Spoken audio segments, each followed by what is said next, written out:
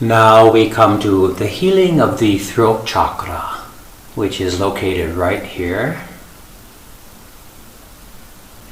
You may feel more comfortable if your hands are on either side. I've seen many of my students doing it in this way. Some students who suffer from office syndrome like their hands up here because of the tension in the lower neck and the shoulders. And some people actually like their arms crossed like this. As we've said with some of the earlier chakras, feel free to experiment to see which hand position works best for you. As you get more experience, you will know for yourself. The throat chakra develops from around 7 until 11 or 12 years of age. This is a very exciting time of life because we are learning to communicate. The creativity, we might look at it like this. Our feelings, our experiences from the heart can be expressed through the throat chakra. So, being a creative person helps to stimulate the energies of the chakra. Conversely, if we are prevented from expressing ourselves or prevented from being creative, that can close down the throat chakra. Okay. In that case, having a bit of a distance may feel more comfortable. Again, that comes from experimentation and then from experience, knowing what feels right for you. As you're healing yourself, there's a good chance your eyes will be closed. That's quite natural. As we said, after each video, you can sit and heal yourself silently, eyes closed, and there's a good chance that you may see some colors or some images or some symbols. Now, these are not the purpose of doing Reiki, but they are one way of learning more about ourselves. Let's say there's something in our subconscious that is not able to break through. And then it comes up in an image. We can see that image.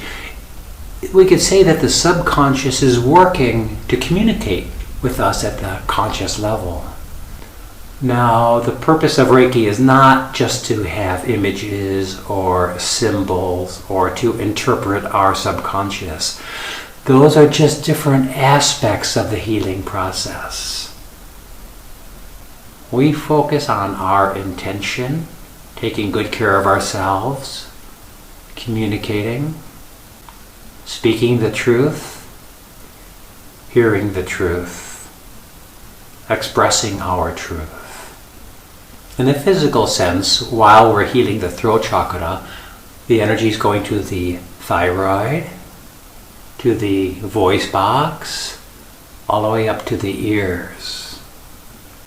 So if you have a lot of tension in the jaws in this area here, this hand position may work. You may add this as a position. Technically it's not a chakra, but of course you are welcome to experiment to see where you need the energy. Let's continue the healing practice. After the video ends, sitting silently, letting the energy flow. Generally, we keep our attention focused on the chakra that we are healing at that time. Now the mind may wander, that's okay. Just bring it back to the point of focus. Throughout this whole series of chakra healings, we have our feet firmly on the floor, and we have our hands, in most cases, on touching the body or a distance away. The mind is focusing on taking care of the body and the mind. Any phenomena that may occur, they may be instructive, but please let's not get lost in interpreting every color, every symbol, every image that pops up. Those can be instructive tools, but they're also a potential way to get lost following the phenomena. And what we do is just bring our attention back to the key point: self-healing.